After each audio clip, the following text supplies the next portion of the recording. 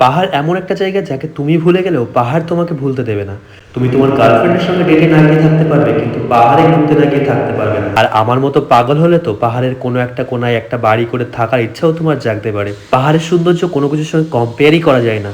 তাই তো আজকে তোমাদের জন্য নিয়ে এসেছি একটা ব্লগ, যেখানে আমরা দার্জিলিং টু গ্যাংটক যাওয়ার পথে যে সুন্দর রাস্তাটা আছে সেই ভিউগুলো তোমাদেরকে দেখাতে চলেছি।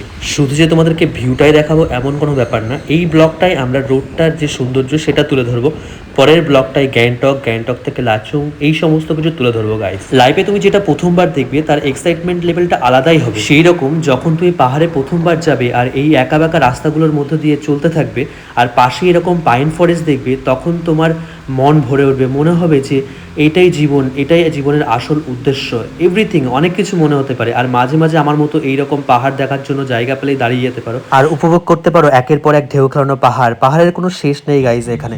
তো তারপরে আমরা তিস্তা নদী ধরে আবার যাত্রা শুরু করলাম, আর পুরো রাস্তাটাই আমাদের তিস্তা নদীর পাশ দিয়ে যাওয়া হবে। তো তিস্তা নদী অপরূপ সৌন্দর্য, নর্থ বেঙ্গলের তিস্তা নদীকে যত বলবো ততই কম হয়ে যাবে গাইজ। তিস্তা নদীর নীল জল দেখতে দেখতে আমরা এগিয়ে চললাম, আর এখানে কিছু কিছু জায়গায় রাস্তা ভাঙা আছে, এদিকে ওদিকে ব্রিজ ভেঙে চুরে আছে, কারণ সিকিমে ভয়ঙ্কর ল্যান্ডস্লাইডিং হয়েছিল কিছুদিন আগে, সেই জন্য এখনো পুরোপুরি সবকিছু ঠিক করে পারেনি এখানের সরকার। কিন্তু তুমি যখন সামনে থেকে পাহাড়, ডান দিক থেকে পাহাড়, বাঁ দিক থেকে পাহাড়, পাশে নীল নদী এগুলো দেখতে পারবে, তখন এরকম তোমার রিয়েলাইজ হতেই পারে যে প্রকৃতিই চাই না এখানে এইরকম বড় বড় রোড তৈরি করুক, প্রকৃতি চাই এইরকম ধরনের এইরকম পাহাড়ে ভরা এইসব জায়গাগুলো এরকমই থাকুক হয়তোবা। তারপর এখানে আমরা কিছু বাড়ি দেখতে পারি, যে বাড়িগুলো নদীর পাড়ে, প্রায় 5-6 তলা বাড়ি, যেগুলো একটার পর একটা বাড়ি। যেমন পাহাড় একটার পর একটা পাহাড়, তেমন একটা বাড়ির উপরে আরেকটা বাড়ি। মনে হবে তোমার যে এরা পাহাড় থেকে ইন্সপায়ার হয়ে এদের বাড়ির পরিকল্পনাগুলো হয়তো করেছে। আমরা কোথাও যেতে হলে যে শুধু সেখানে সৌন্দর্য দেখতে চাই এরকম কোনো ব্যাপার না, আমরা সেখানের কালচার, সেখানের মানুষজন, সেখানের মানুষ কেমন বিহেভিয়ার, সেই সমস্ত কিছুর দিক থেকেও কিন্তু পাহাড়ি মানুষ, মানে এই জায়গাকার মানুষগুলো মানে পুরো একদম 100-র মধ্যে 99 দেওয়া যায় তাদেরকে, মানে এতটাই ভালো তারা।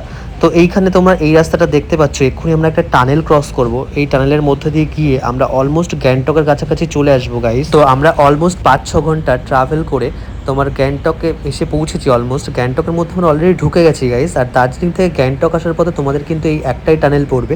এই টানেলটা দিয়ে যাওয়া মানেই ভেবে নিতে হবে তোমাদেরকে যে তুমি পাহাড়ের ভিতর দিয়েই যাচ্ছ। তো এই টানেলটা পার করে বেশ কিছুটা যাওয়ার পরে আমরা চলে আসি গ্যাংটকে গাইস। গ্যাংটকে পৌঁছাতে পৌঁছাতে আমাদের রাত হয়ে যায়। আর গ্যাংটকের শহরের যে দৃশ্য আমরা দেখি, মানে কোনো বিদেশি শহর থেকে এক অংশেও কম মনে হয় না। এই রাস্তা দিয়ে হেঁটে যাই আমরা, কিছুক্ষণ ধরে হাঁটাহাঁটি করি, আর এই লাইটগুলোর পাশ দিয়ে যখন যাই আমরা গাইস, তখন আমাদের মনে হয় আমরা টিউএসএ কোনো একটা জায়গায় চলে এসেছি। এত সুন্দর জায়গাগুলো, আর এখানে তুমি কোনো প্লাস্টিক বা কোনো নোংরা কিছু পড়ে থাকতে তোমরা দেখবে না। আজকে তোমাদেরকে আমি তুলে ধরলাম দার্জিলিং টু গ্যাংটক আসার পথে যে সুন্দর জায়গাগুলো, যেগুলো তোমরা পড়বে, যেগুলো তোমরা দেখতে পারবে, সেই জায়গাগুলো তোমাদেরকে দেখালাম। আর এগুলো কিন্তু ক্যামেরার থেকে চোখে আরও বেশি সুন্দর লাগে গাইস, বিলিভ মি, চোখে অনেক বেশি সুন্দর লাগে। তাই তোমাদেরকে কি দেখতে হবে, কোনগুলো লক্ষ্য রাখতে হবে, সেগুলো বোঝানোর জন্য আমি এই ব্লগটা তৈরি করলাম।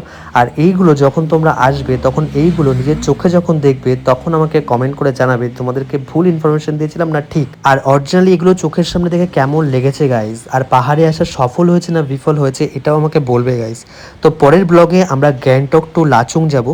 লাচুংয়ের যাওয়ার মানে আমরা বরফ পেয়ে যাব, সেই সমস্ত জায়গা তোমাদেরকে বরফের মধ্যে গিয়ে তোমাদেরকে ব্লগ করে দেখাবো। এই ব্লগটা আপাতত এইটুকুই। আমার ব্লগগুলো খুবই ছোট ছোট হয়, কারণ আমি ব্লগ বেশি দিন হয়নি শুরু করেছি, এখনও অতটা পরিমাণে ইকুইপমেন্ট, অতটা পরিমাণে স্টোরেজ আমার কাছে নেই। তা তোমরা সাপোর্ট করলে অবশ্যই সেগুলো আমি জোগাড় করে নেবো গাইস। আর পরের ব্লগটায় চোখ রাখো, আরও সুন্দর, মানে এর থেকেও এক্সট্রিম সুন্দর তোমরা ভিউ দেখতে পারবে গাইস। থ্যাংক ইউ, ফলো করে রেখো পরের ভিডিও দেখার জন্য। বাই বাই, ভালো থেকো, সুস্থ থেকো, আর আমাদের ভিডিও দেখতে থাকো।